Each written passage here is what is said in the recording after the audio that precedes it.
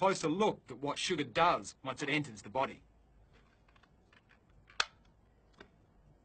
This is the actor Brenton Thwaites. He's very kindly volunteered his body for the following demonstration.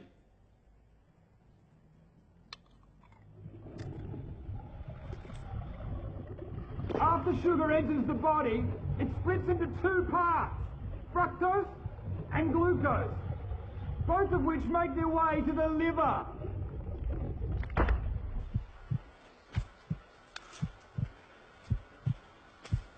Now, once in the liver, the glucose is dealt with efficiently. It's either used immediately for energy, or it's stored for later, like a spare battery. But the fructose type of sugar is very different. The liver doesn't have a system to regulate the fructose because it was so rare in nature. So it hoovers it out of the bloodstream whether it needs it or not. And if all our spare batteries are full, then it rapidly turns it into fat. Some of that fat is going to stay in the liver, and you're going to have increased risk for insulin resistance and diabetes. What also happens is that this fat in the liver is then sent out into the bloodstream as triglycerides, which can lead to excess weight, plus blocked arteries, and heart disease.